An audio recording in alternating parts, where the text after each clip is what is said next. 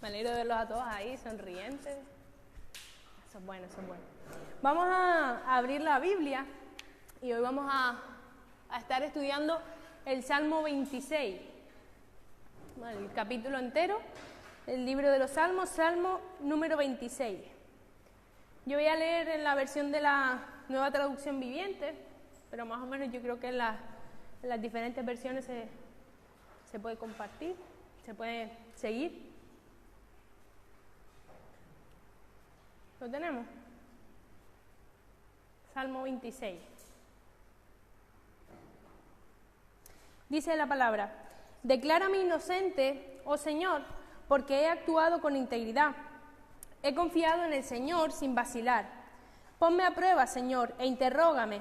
Examina mis intenciones y mi corazón, pues siempre estoy consciente de tu amor inagotable y he vivido de acuerdo con tu verdad. No paso tiempo con mentirosos ni ando con hipócritas. Detesto las reuniones de los que hacen el mal y me niego a juntarme con los perversos. Me lavo las manos para declarar mi inocencia. Vengo ante tu altar, oh Señor, entonando un cántico de gratitud y contando de todas tus maravillas. Amo tu santuario, Señor, el lugar donde habita tu gloriosa presencia. No permitas que sufra el destino de los pecadores, ni me condenes junto a los asesinos. Tienen las manos sucias de maquinaciones malignas y constantemente aceptan sobornos. Pero yo no soy así, llevo una vida intachable. Por eso rescátame y muéstrame tu misericordia. Ahora piso tierra firme y en público alabaré al Señor. Bueno, pues este libro, como decía, este texto está dentro del libro de los Salmos. Mirando así un poquito lo que es el libro de los Salmos y demás, es un libro que me parece súper interesante. Está formado por varias, bueno, en concreto 150 en nuestra Biblia actual, está formado por 150 composiciones poéticas, podemos llamarlos poemas, son poemas estos salmos, ¿no? No son simplemente poemas ahí que están puestos porque son bonitos, porque riman, sino que son poemas que expresan los sentimientos más profundos del corazón de la persona que lo estaba escribiendo. Algunos de ellos son canciones para alabar a Dios, simplemente como cantamos aquí de lo maravilloso que es Dios, pues algunos de ellos son ese tipo de canciones. Otros son súplicas pues ante una dificultad, ante un problema, o súplicas por el perdón. Vemos también que hay salmos en los que el salmista suplica por el perdón. Y hay otros salmos que son acciones de gracia, como hemos estado haciendo ahora también, pues se daba gracia a Dios por diferentes motivos.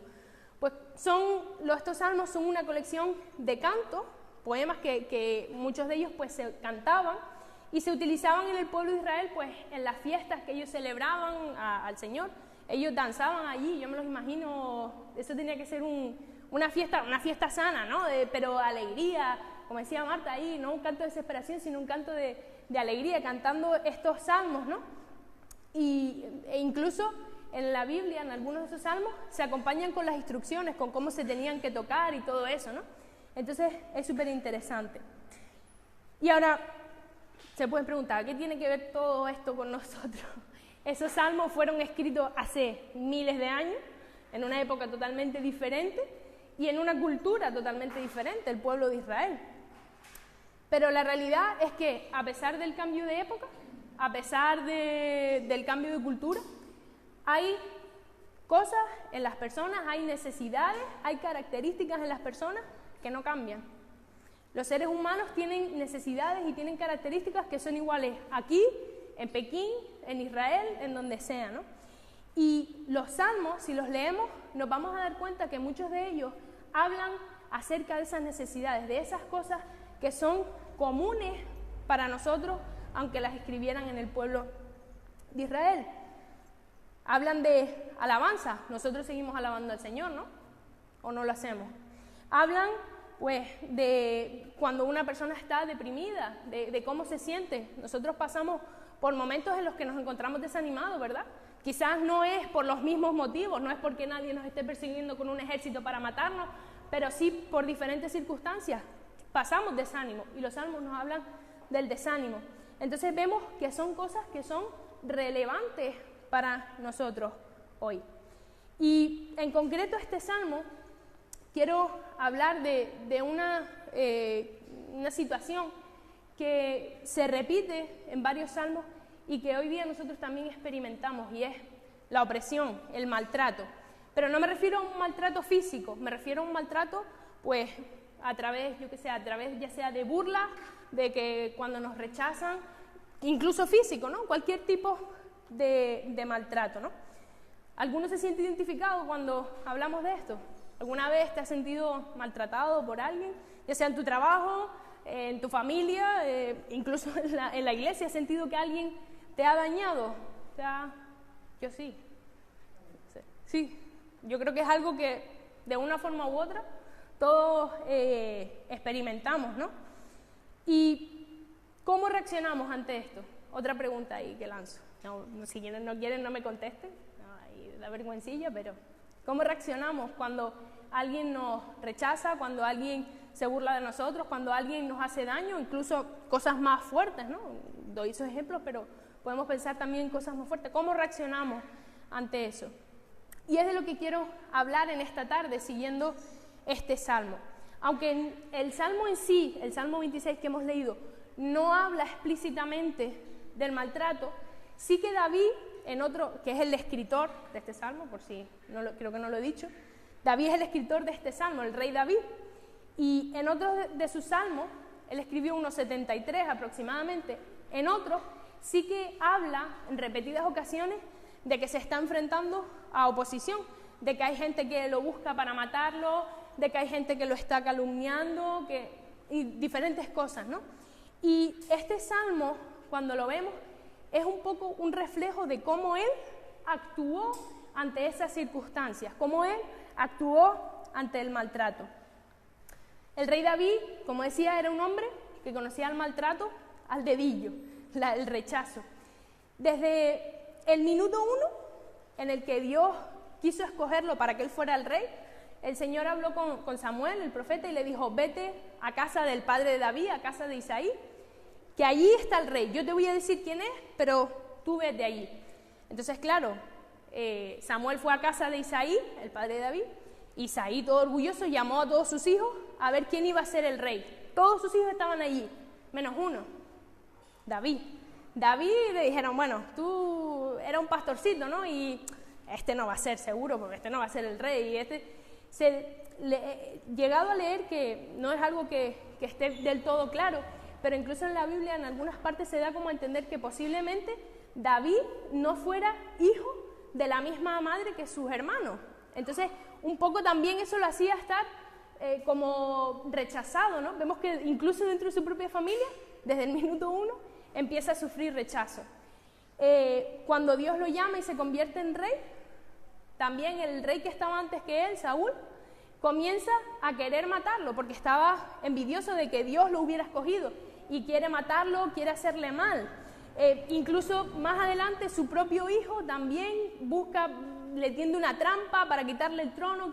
O sea, este hombre sufrió lo habido y por haber maltrato de otras personas. Y vuelvo a la misma pregunta: ¿cuál fue la reacción de él ante esto? Probablemente yo, pensándolo, poniéndome en el lugar de él, probablemente hubiéramos tirado la toalla a la primera de cambio.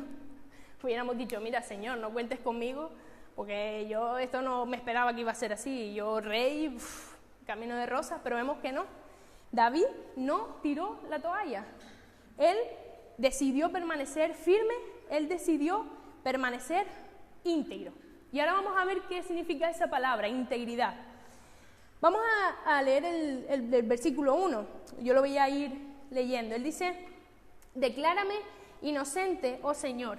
David comienza este salmo declarando que él dependía del Señor. Él era el rey, él era ahí el mandamás, pero sin embargo, él dice: yo, ante las acusaciones, ante el maltrato, yo no voy a defenderme a mí mismo, sino eres tú, Señor, quien me declaras inocente. Declárame inocente porque he actuado con integridad. Y aquí aparece esta palabra que usamos tanto, pero a veces no la usamos con la profundidad del significado. Integridad, buscando el significado, viene de una palabra hebrea y tiene varios significados. Significa perfección, significa simplicidad, significa lo completo. Son varias cosas que se pueden traducir por integridad. Y me llamó sobre todo la atención que se traduzca como perfección, íntegro, perfecto. Porque si te pones a mirar la historia de David, este hombre era de todo menos perfecto, exactamente. O sea, era un pecador de los pies a la cabeza. Sin embargo, él dice, Señor, yo soy íntegro. Él se declara íntegro. Y hay una frase de Benjamin Franklin que dice, solo el hombre íntegro es capaz de confesar sus faltas y reconocer sus errores. Esto es lo que hacía David íntegro. No que él fuera perfecto, porque no lo era, sino que cuando se equivocaba, él era capaz de agachar la cabecita, agachar las orejitas y decir, me equivoqué, arrepentirse delante de Dios y cambiar lo que había hecho.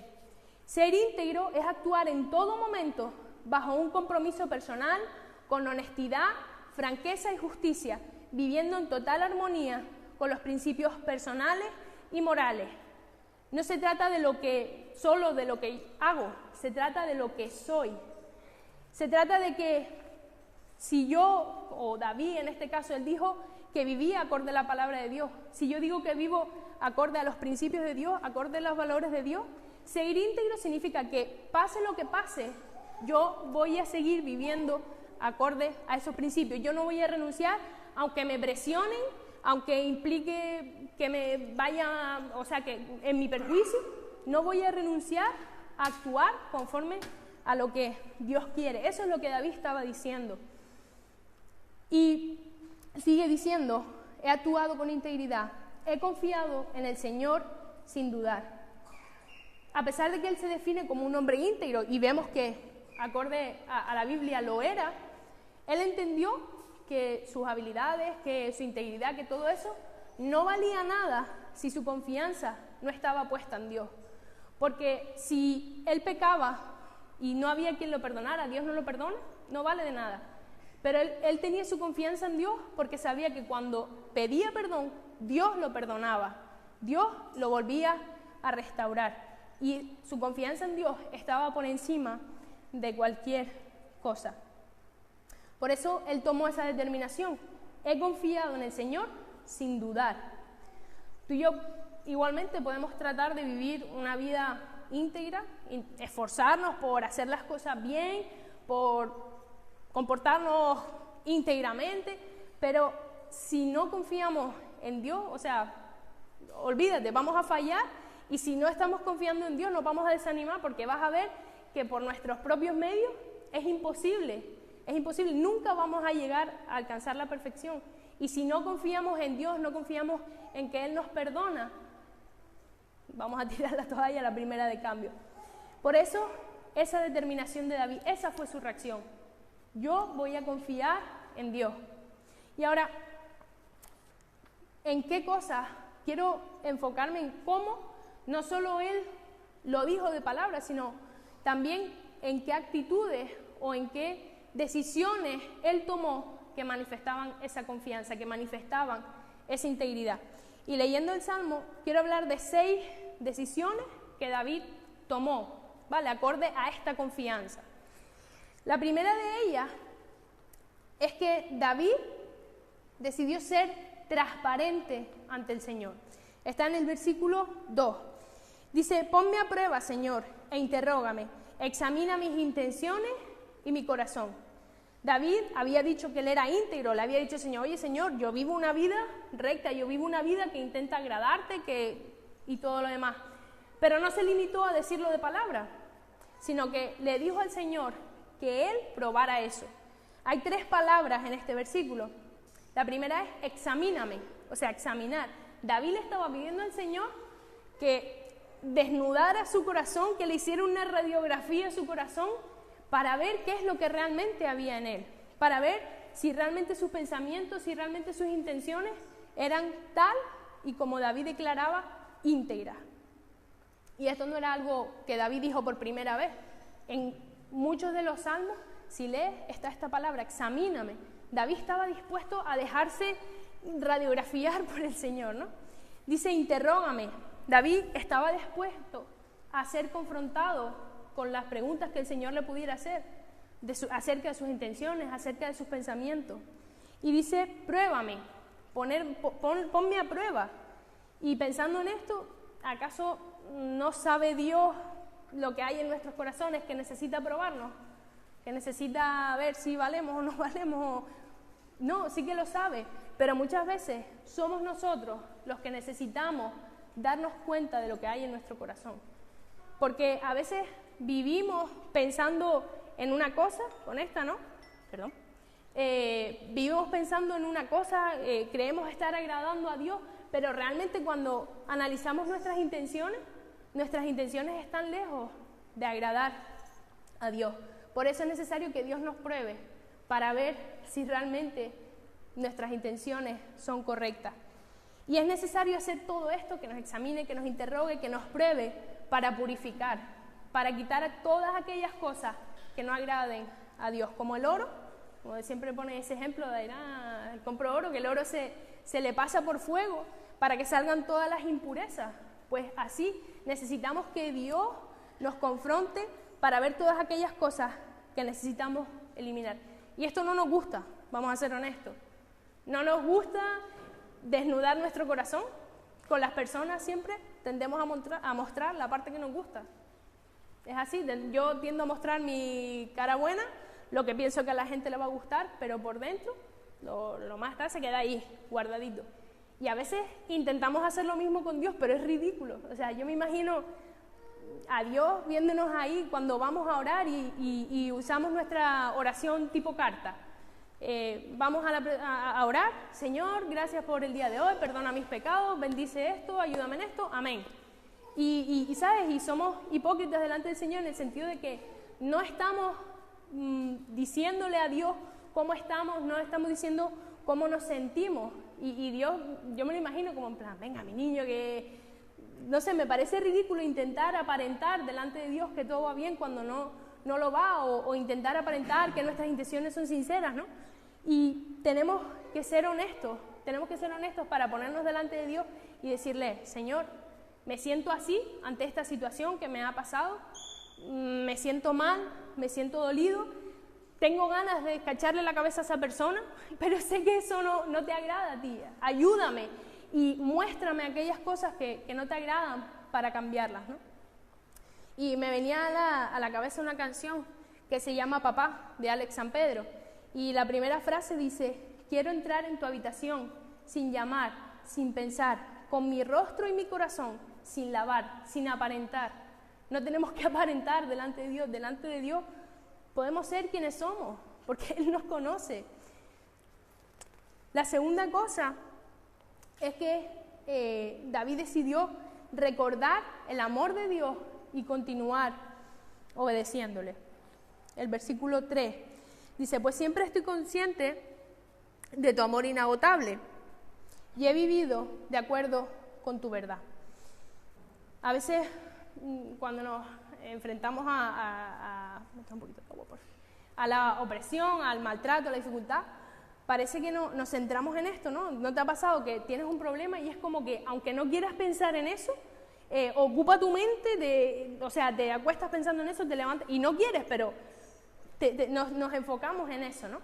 Y muchas veces eso nos lleva al punto de desanimarnos, nos lleva a llenarnos de amargura y nos lleva a alejarnos de Dios, porque nos olvidamos de lo que Dios ha hecho en otras ocasiones y nos enfocamos en nuestra situación presente, nos olvidamos del amor de Dios, nos olvidamos de cuántas cosas tenemos que agradecer. ¿Cuántos tienen cosas que agradecer a Dios? ¿Nadie? Ya sé yo, mira, muy bien. Yo tengo un montón de cosas que agradecer a Dios y a veces, es verdad lo que decía Daniel, a veces es como algo súper rutinario, gracias por la comida, gracias por tal, gracias por tal, pero no somos conscientes, ¿verdad?, de cuántas cosas el Señor nos da aún sin merecerlo. Lo primero que nos dio fue a Jesús. Él mandó a Jesús a morir por nosotros por amor, Pero no solo eso, sino que luego, en nuestra vida, día a día, Dios nos trata con amor. Es un amor inagotable, nunca se agota. Y nos muestra ese amor de una forma práctica. Pero a través de la opresión, gracias.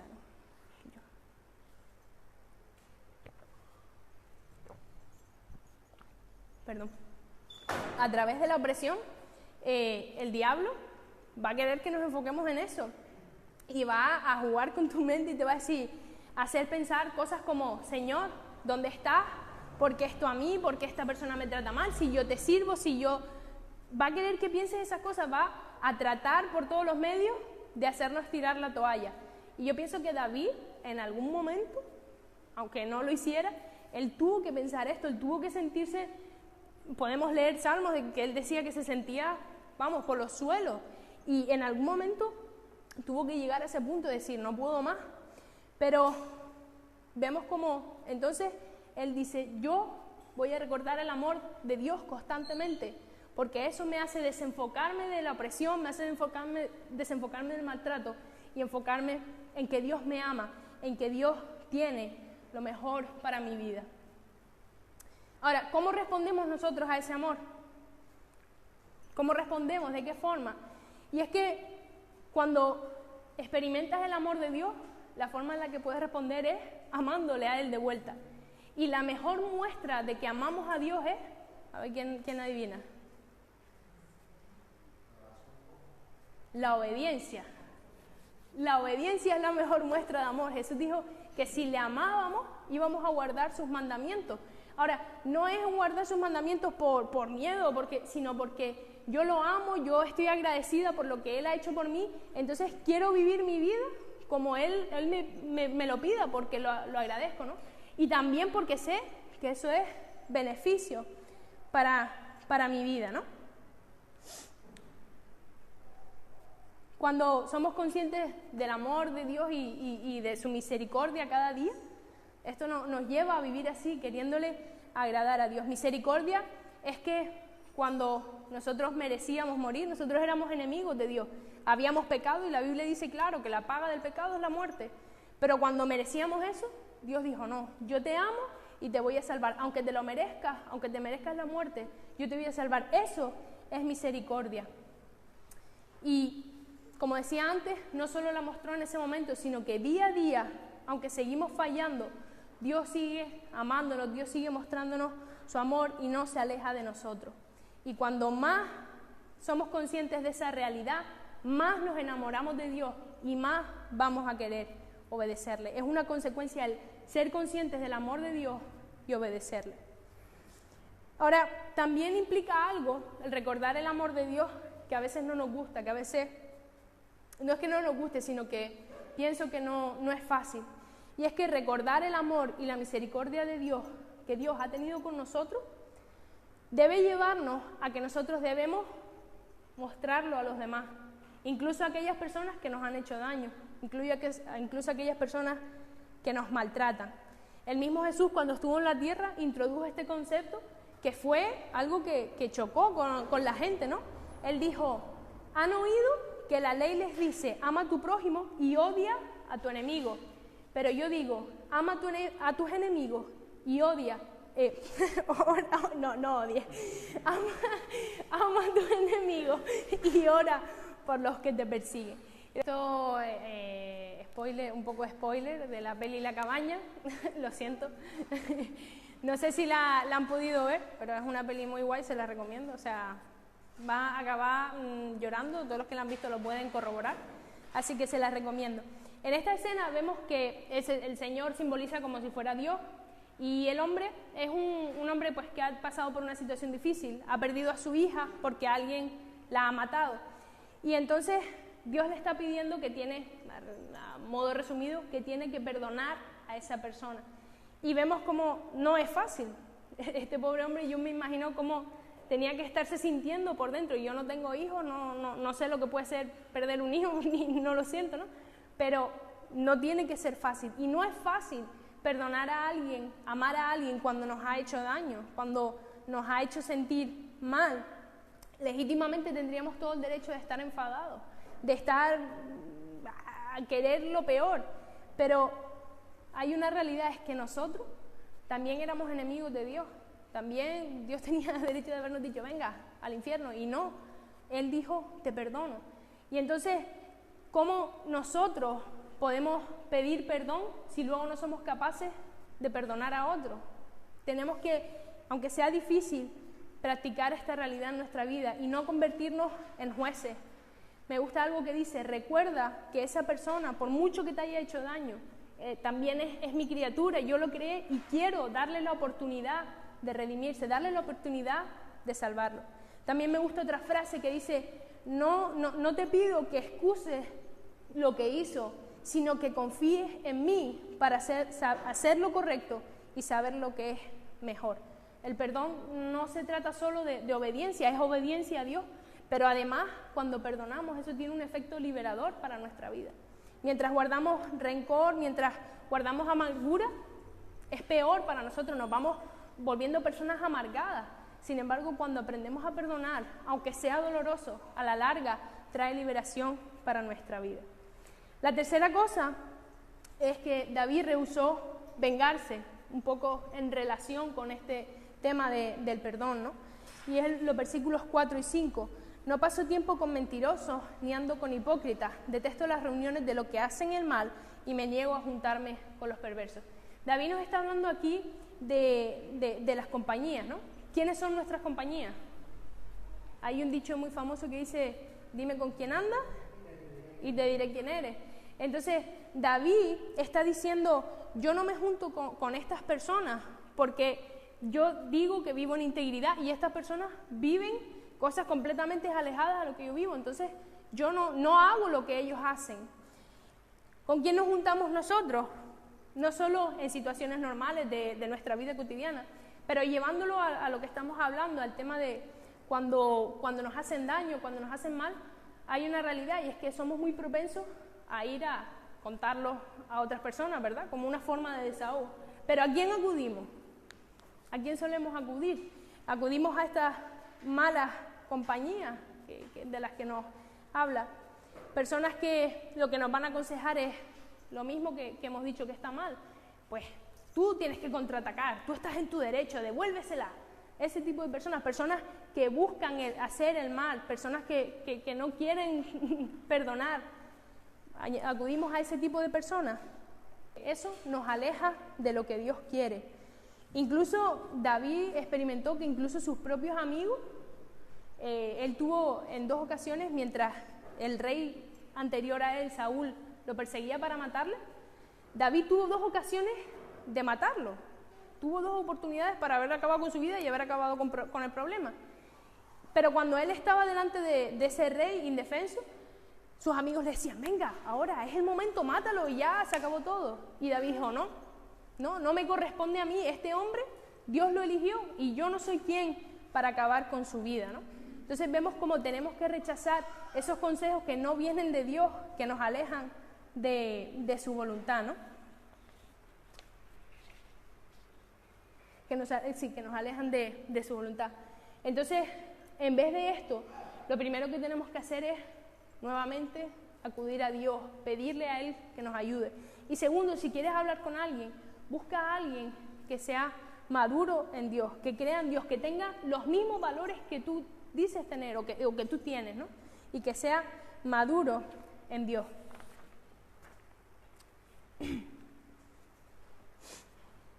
Pero también hay otra cosa con esto, y sobre todo cuando tenemos problemas con alguien dentro de la iglesia, tenemos que tener cuidado con la actitud con la que vamos a hablar con otras personas.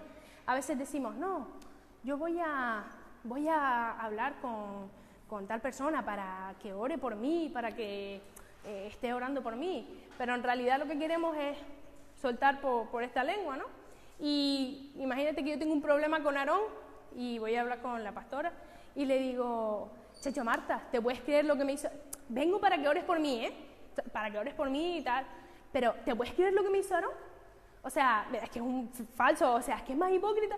O sea, realmente esa actitud va a edificarme en algo. Ahí yo no estoy buscando el consejo, yo no estoy buscando arreglar mi situación con Aarón. Lo que estoy buscando es quedarme a gustote después de haberlo criticado y de haberlo puesto a caldo, ¿no? Y no solo está el hecho de que eso es pecado, porque la Biblia dice que la criticar es pecado, sino en el efecto que yo voy a provocar en Marta. Imagínate que pasa el tiempo y yo me arreglo con Aarón, somos amigos, ya, venga, todo bien. Pero Marta a lo mejor va a seguir pensando, pues mira lo que le hizo, a lo mejor yo voy a causar con mi actitud, voy a causar una actitud negativa en Marta o en cualquier otra persona. Entonces, decidamos, como decía antes, escoger de qué personas buscamos el consejo y rodeémonos de personas que nos ayuden y nos aconsejen conforme a lo que Dios quiere. Decidamos confiar en Dios como un juez y cuando vivimos bajo los valores de Dios, la venganza es algo que tiene que desaparecer, tiene que esfumarse, ¿verdad? La cuarta cosa, dice que David mantuvo una actitud positiva en los versículos 6 y 7. Me lavo las manos para declarar mi inocencia. Vengo ante tu altar, oh Señor, entonando un cántico de gratitud y contando de todas tus maravillas. Cuando habla de lavarse las manos, está usando una figura, como es un tema poético, pues se usa mucho eso, el tema de figuras, de simbolismo y demás, ¿no? Los judíos tenían un montón de rituales en cuanto a la purificación de las manos, el lavamiento de los pies y demás. Y David está usando eso para hacer ver que él se lava las manos, hablando de su pureza espiritual, de que él era, otra vez está diciendo, yo soy un hombre íntegro, yo confío en ti, y está queriendo hacer eso, en otras palabras está diciendo, Señor, yo soy inocente.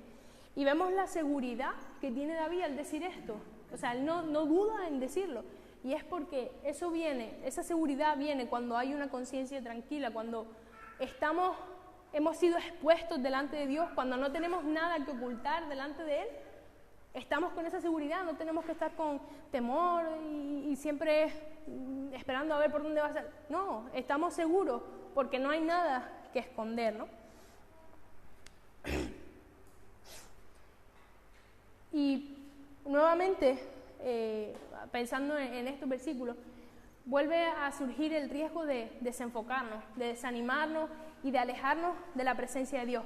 Esta vez de alejarnos de buscar eso que hemos dicho, el orar, el leer la palabra de Dios. El mismo rencor comienza a apagarnos, comienza a hacer que dejemos sentir deseos de orar, que dejemos sentir deseos de leer la Biblia, porque estamos una vez más enfocados en nuestro problema. Y David no dejó que esto pasara, él no dejó que su dolor, que ante el maltrato, lo alejara de Dios. Él sabía que necesitaba la presencia de Dios para poder vivir. Él lo experimentó a un nivel máximo, ¿no? Y él dice, vengo a tu altar. El altar era el lugar donde se hacían los sacrificios y se hacían las ofrendas a Dios. Y David, una vez más usando una figura, está ofreciendo adoración a Dios. En medio de su dolor, él no se enfoca en eso, sino que se enfoca en adorar a Dios. Y vemos, como decía antes, que es cuestión de actitud. Hay personas que seguramente me dirían, no estarían de acuerdo con esta afirmación, porque hay personas que te dicen, es que nosotros no tenemos que hacer nada por nuestra fuerza, es todo cuestión del Espíritu Santo. Y sí, es verdad que nosotros tenemos que dejarnos guiar por el Espíritu Santo, pero cuando empezamos a sentir desánimo, el Espíritu Santo no te va a obligar a que leas la Biblia, no te va a obligar a que ores, no te va a venir con una varita mágica y te va a tocar para que te den ganas de hacerlo, sino que tiene que estar en nosotros el tomar la actitud de hacerlo, aún a pesar de que no tengamos ganas, aún a pesar del desánimo, porque es lo mejor para nuestra vida. David entendió que la presencia de Dios, el orar, el leer la Biblia, el pasar tiempo con Dios, era el mejor refugio que podía haber. Entonces te animo a que podamos buscar la presencia de Dios, a que puedas refugiarte en orar, en leer su palabra y ver lo que Él tiene para decirte en su palabra. Esta actitud de David, una actitud positiva, se caracterizó por dos cosas. Por un lado, dice que él tenía un corazón agradecido. Dice que se acercaba al altar entonando un cántico de gratitud. Y debemos ser agradecidos con Dios dice Primera de Tesalonicenses que debemos ser agradecidos en algunas cosas. Estaban despistados por ahí. Nada, broma. Dice que debemos ser agradecidos en todo, en absolutamente todo, hasta en las cosas más pequeñas, pero también se refiere a las pruebas, a las dificultades, porque esas cosas nos ayudan a crecer, nos ayudan a avanzar. Y la segunda cosa que caracterizaba la actitud positiva de David era que recordaba las obras de Dios. Esto ya lo hablamos antes, ¿verdad? Como el recordar lo que Dios ha hecho por nosotros nos anima a seguir. Por eso, una vez más, no nos enfoquemos en el maltrato, no nos enfoquemos en lo que nos pasa, dejando que eso nos aleje ahora de la presencia de Dios, sino que enfoquémonos en buscar a Dios, en orar, en leer la Biblia, aun cuando no haya ganas. Cuando nos esforzamos más y más por hacerlo, va a llegar a ser una situación en la que al final vas a tener más y más ganas, porque no es un acto rutinario, se va a convertir en algo sin lo que no puedes vivir. David decía, como el ciervo brama por las aguas, como el ciervo tiene sed, yo tengo sed de ti, porque fue tanta, desarrolló tanto su relación con Dios, que él llegó a decir, tengo sed de ti. Solo Dios podía saciar esa sed, ¿no? Entonces, que Dios sea tu refugio, que Dios sea tu consuelo. La quinta cosa es que David iba a ser fiel en adorar a Dios en público. Versículo 8, amo tu santuario, Señor, el lugar donde habita tu gloriosa presencia. Y otra de las cuestiones es que a veces tendemos no solo a alejarnos de la presencia de Dios, sino de la iglesia, por vergüenza, por diferentes motivos. Pero vemos también que David amaba estar en el templo donde estaba Dios. En tiempos de David estaba lo que se llamaba el tabernáculo. Era una tienda, como con cuerdas de estas así, y allí se manifestaba la presencia de Dios. No es como ahora, nosotros sabemos que tenemos la presencia de Dios con cada uno de nosotros, no hace falta que vengamos al local para tener la presencia de Dios, pero antes la presencia de Dios se manifestaba en ese lugar y todo el pueblo, David insistía en que todo el pueblo fuera allí a adorar a Dios, fuera allí a tener relación con Él, porque sabía que la adoración colectiva, la adoración con los demás nos edifica. En la relación con mis hermanos me edifica, me ayuda a pesar de las dificultades. Hay veces que yo he venido, sinceramente, a corazón abierto, he venido desanimada porque salgo de trabajar a las 7 y yo que sé, he tenido un problema y es como, Señor, ayúdame, porque y recibir un abrazo o una palabra y es como, o sea, wow, y no somos conscientes cuando nos dejamos amar, cuando somos sinceros con nuestros hermanos, no somos conscientes también cómo el Señor utiliza eso para animarnos, para edificarnos, aún a pesar de las circunstancias. Y por último, David decidió esperar pacientemente la justicia de Dios. Esto también, yo creo que junto con el perdón, es una de las cosas más difíciles, porque la paciencia no es precisamente una de nuestras virtudes, por lo menos la mía no lo es. Cuando nos piden esperar un poco, nos cuesta. Y a veces incluso cuando llegamos a desesperarnos, intentamos buscar soluciones por nuestras propias fuerzas, ¿no? Pero debemos confiar en Dios y ser pacientes, porque Él tiene la mejor solución. Él es quien controla todo, es quien sabe todo, y Él es quien nos va a dar la mejor solución para nuestra aflicción. A veces incluso parece que nos desesperamos porque vemos como la persona a lo mejor que nos ha hecho daño o lo que sea, vemos como eso le va bien, prospera, y sin embargo nosotros estamos como dolidos, pero a pesar de que veamos eso, no nos desesperemos, porque la persona que hace mal, al final acaba pagando las consecuencias. Y a mí me choca cuando la gente me dice, hay gente que me dice hablando, ¿no? Es como, jolín, siempre a los más buenos es los que les pasa todo, y a los malos, esta vida es así, y todo lo que tenemos aquí se acaba. Lo único que nos defrauda es Dios, y aunque pasemos dificultades, aunque enfrentemos oposición aquí, podemos confiar de que Él no se agota, de que Él no pasa como las cosas que hay en esta tierra, ¿no?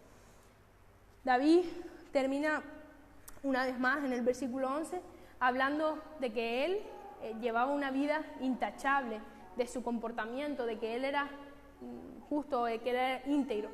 Pero sin embargo, sigue diciendo, rescátame y muéstrame tu misericordia. Otra vez, como al principio, yo soy justo, yo soy íntegro, pero te necesito. Tú puedes rescatarme, tú puedes tener misericordia de mí. No hay nada que yo pueda hacer para salvarme, solo tú. Y David reconoce esto una vez más. Y termina en el versículo 12. Ahora piso tierra firme y en público alabaré al Señor. Y esto nos muestra la seguridad que tenía David. Ahora piso tierra firme. ¿Qué es más fácil andar? ¿Por una tierra firme, lisita, donde no hay piedras? ¿O por un terreno pedregoso ahí? ¿Qué es más fácil? Pregunta fácil. Por tierra firme, ¿no? Y no nos está hablando tierra firme de que los problemas se hayan ido. No nos está hablando de eso. Nos está hablando de que todo lo anterior le llevó a tener paz en Dios. A pesar del problema, a pesar de la dificultad, Dios puso paz en su corazón. Y por eso dice, ahora camino en una tierra firme, sin temor a caer, sin temor a... Porque sé que Dios es quien me sustenta, porque sé que Dios es quien me defiende delante de los que quieren hacerme daño, ¿no? Y termina diciendo una vez más, en público, alabaré al Señor, recalcando que la alabanza era una parte primordial de su vida. Él se enfocaba en alabar a Dios y reconocer quién era por encima de todo. Y me gusta porque empieza y termina de la misma forma, reconociendo quién era, quién es Dios, y termina reconociendo quién Él era y reconociendo quién es Dios por encima de todo. Y nos muestra que Él estaba realmente enfocado en Él. Quiero, antes de terminar, hacerte algunas preguntas, no para que las contestes ni nada, sino para que podamos reflexionarlas nosotros mismos. Yo he estado toda esta semana dándole vueltas al coco y haciendo ahí autoexamen. ¿Cómo reaccionarías? ¿Cómo reaccionas cuando alguien te hace daño? Ahora te vuelvo a formular la misma pregunta que al principio, después de haber estudiado este salmo. ¿Reaccionamos reclamando nuestro legítimo derecho a venganza? ¿Nuestro legítimo derecho a hacerle daño a esa persona que nos hizo mal? ¿Dejamos que el orgullo nos controle? ¿O buscamos a Dios, buscamos su consejo, buscamos que Él nos guíe y nos ayude a tener una actitud correcta? ¿Estamos dispuestos a ser examinados por Dios?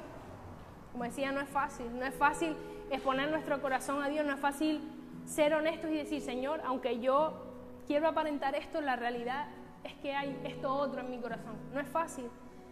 De cara a las personas podemos aparentar, podemos hacer creer lo que queramos, pero con Dios esto no funciona.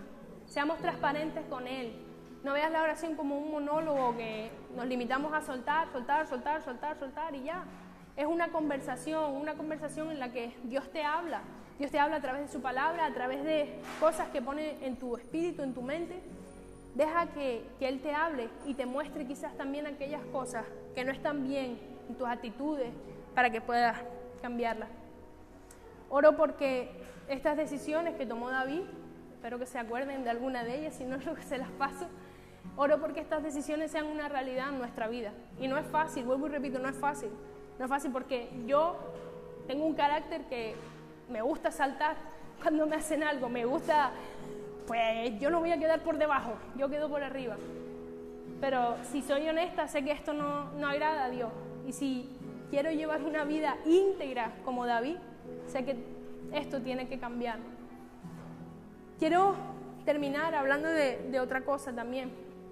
Y es que quiero hacerte una invitación porque quizás en algún momento como David, pues te has sentido rechazado o te has sentido maltratado por alguien, en tu familia, en tu trabajo, en la escuela, donde sea. Y has sentido mal, te has sentido por el piso como David. Pero quiero animarte a que no dejes que esas cosas acaben contigo, no acaben llenándote de amargura, sino que confíes en Jesús. Él está con sus brazos abiertos, esperando a que vayas, acudas a Él para abrazarte, para decirte lo que realmente eres. Tú no eres lo que esa persona que te rechazó dijo que eras. Jesús tiene algo más grande para ti y está esperando simplemente a que tú quieras aceptarlo.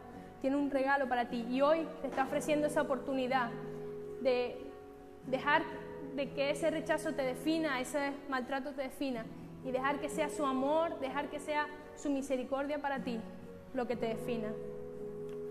Vamos a terminar orando. Señor, te damos gracias por este tiempo, gracias por tu palabra, Señor. Gracias porque vemos que tú eres fiel, Padre. Gracias porque, Señor, a pesar de que nosotros fallamos, tú no lo haces, Padre.